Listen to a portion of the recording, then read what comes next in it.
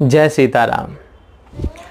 कुछ दिनों पूर्व अपने किसी प्रेमी जन ने ओम शब्द के अर्थ और उसके महत्व को लेकर के मुझसे प्रश्न पूछा, और न केवल प्रश्न पूछा अपितु विनयपूर्वक मुझसे अनुरोध भी किया कि भैया आप इस पर भी एक वीडियो अवश्य बनाएं और उस वीडियो में आप विस्तार से ओम शब्द पर चर्चा करें, उसके अर्थ पर, उसके महत्व पर चर्चा करें।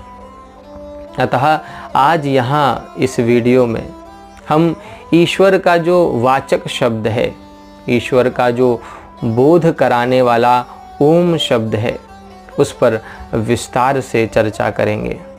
उसके अर्थ को जानने का हम प्रयास करेंगे। प्यारे साथियों, महर्षि पतंजलि ने अपने योग सूत्र में कहा कि सृष्टि का सृजन, पालन और संहार जिसके द्वारा होता है वही वस्तुतः ईश्वर है। लेकिन उस ईश्वर को हम देख नहीं सकते।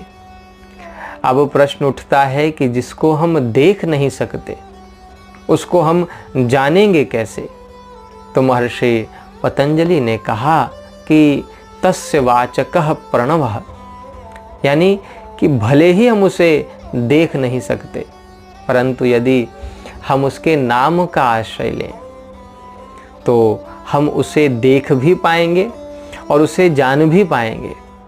और इसीलिए आप देखें कि गोस्वामी जी जब नाम की महिमा गाते हैं तो नाम महिमा में वे कहते हैं कि अगुण सगुण बिच नाम सुसाखी, उभय प्रबोधक चतुर्दुभाखी।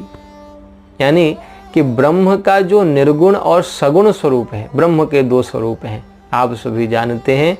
तो वे कहते हैं कि ब्रह्म का जो निर्गुण और सगुण स्वरूप है, उन दोनों के बीच नाम चतुर्दुभाषीय का काम करता है। दुभाषिया ट्रांसलेटर को कहते हैं। जैसे कि आप लोगों ने देखा होगा कि हमारे देश के प्रधानमंत्री जब किसी दूसरे देश में जाते हैं तो उनके साथ एक ट्रांसलेटर चलता है, यानी कि एक ऐसा व्यक्ति जिसको कि दुभाषिया कहते हैं, क्योंकि उसे दोनों ही भाषाओं का ज्ञान होता है। जो कि वहाँ के जो प्रधानमंत्री होते हैं, जिस भी देश में वे गए हैं, वहाँ के जो प्रधानमंत्री होते हैं उनकी भाषा को वह क्या करता है कि हिंदी में ट्रांसलेट करके अपने प्रधानमंत्री को बताता है।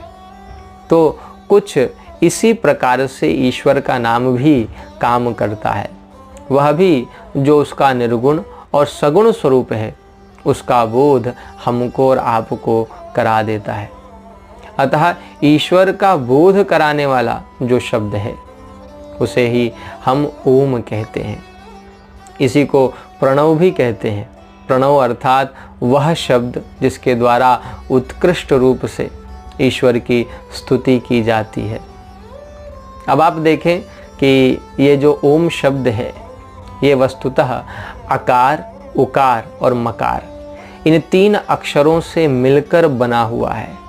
अ धन उ धन मा, यानी कि अ प्लस उ प्लस मा, इन तीन अक्षरों से मिलकर ये जो पूर्ण शब्द है ओम, ईश्वर का वाचक जो शब्द है, ईश्वर का बोध कराने वाला यह जो पूर्ण शब्द है, यह शब्द इन तीन अक्षरों से निर्मित हुआ है।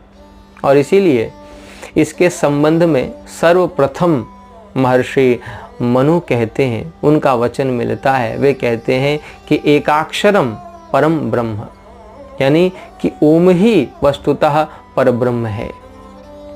और मनु जी के इस वचन से आप देखें कि ये सिद्ध भी होता है कि वास्तव में नाम और नामी में कोई अंतर नहीं है, यानी कि ईश्वर और ईश्वर का नाम वस्तुतः एक ही है।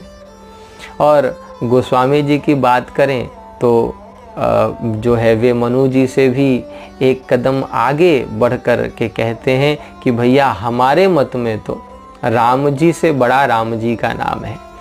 यानी ईश्वर से बढ़कर जो है वो ईश्वर का नाम है। वे कहते हैं कि ब्रह्म राम ते नाम बड़, बरदायक बरदानी, रामचरित सतकोटि मह, लिए महेश जिय जानी। तो अब प्रश्न उठता है कि गोस्वामी जी ने भला ऐसा क्यों कहा। किसी ने गोस्वामी जी से पूछ लिया, बड़ा सुंदर प्रसंग है, किसी ने गोस्वामी जी से पूछ लिया कि गोस्वामी जी आपने ऐसा क्यों कहा, क्योंकि मनु जी तो ईश्वर और ईश्वर के नाम को एक बताते हैं, उनमें ऐक्य है ऐसा कहते हैं, कोई भेद नहीं है। तो आप हैं कि जो है ईश्वर के नाम को ईश्वर से भी बड़ा बताते हैं, भला यह कैसे संभव है। तो सुनकर गोस्वामी जी मुस्कुराए और भाव में भरकर बोले कि देखो भैया, सच बात तो यह है कि देखी अहीं रूप नाम आधीना, रूप ज्ञान नहीं नाम विहीना। यानी कि रूप जो होता है ना वो नाम के अधीन होता है, नाम के बिना रूप का ज्ञान नहीं हो सकता, ऐसा गोस्वामी जी कहते हैं। लेकिन सुमिरिय नाम रूप बिनु देखें, आवत हृदय स्नेह बिसेखें। यदि रूप के बिना देखे भी नाम का स्मरण किया जाए तो विशेष विशेष प्रेम के साथ वह रूप हृदय में प्रकट हो जाता है, वह रूप हृदय में आ जाता है। इसलिए आप देखेंगे जितने भी भगवत भक्त हुए हैं उन्होंने भगवान का दर्शन किस का आश्रय लेकर किया है, तो उनके नाम का आश्रय लेकर के, उनके नाम का आधार लेकर के उन्होंने भगवान का दर्शन किया है। इसलिए गोस्वामी जी कहते हैं कि मेरी दृष्टि में तो भैया राम जी से बड़ा राम जी का नाम है, क्योंकि कोई कुछ ना करे बस राम राम करे, चाहे उसको रस मिले या ना मिले, चाहे उसका मन लगे या ना लगे, नाम के प्रभाव से एक दिन ऐसा अवश्य होगा, गोस्वामी जी कहते हैं कि उसका अंतःकरण पवित्र होगा और प्रभु उसके हृदय में प्रकट हो जाएंगे, उसे मिल जाएंगे। क्योंकि प्रभु ने कहा है कि निर्मल मन जन सो मोहि पावा।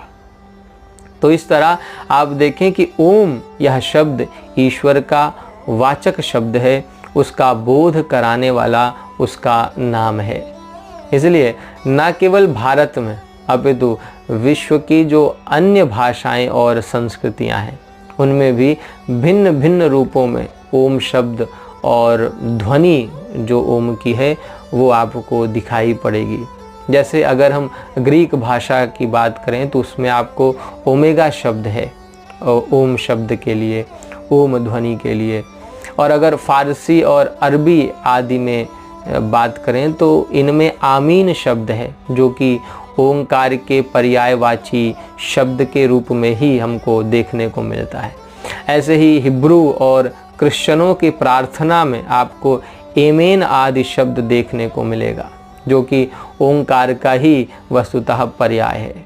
इस तरह अलग अलग भाषाओं और अलग अलग संस्कृतियों में भी कुछ अक्षरों को अगर हम छोड़ दें तो फेर बदल के साथ जो है आपको ओम ध्वनि का अस्तित्व जो है देखने को मिलेगा।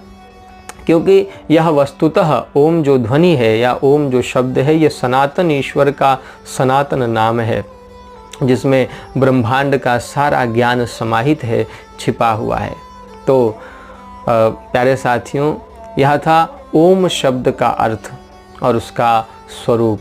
अब ओम शब्द के महत्व पर हम अलग से किसी दिन एक वीडियो बनाएंगे और उसमें हम विस्तार से चर्चा करेंगे कि किस प्रकार से उसके अनुष्ठान द्वारा, यानी ईश्वर का जो नाम है उसके अनुष्ठान द्वारा हम लोग ईश्वर की प्राप्ति कर सकते हैं। और ना केवल ईश्वर की प्राप्ति अपितु विश्व का जो समस्त ज्ञान है, जो अनंत ज्ञान है, उस ज्ञान को भी अपने अंतर में हम किस प्रकार से उस ईश्वर के नाम द्वारा, उसके अनुष्ठान द्वारा जो है प्रकट कर सकते हैं। प्यारे साथियों, सनातन संस्कार की ओर से आप सभी को दीपावली की हार्दिक हार्दिक शुभकामनाएं। आपसे फिर मुलाकात होगी अगले वीडियो में। तब तक के लिए जय सीताराम।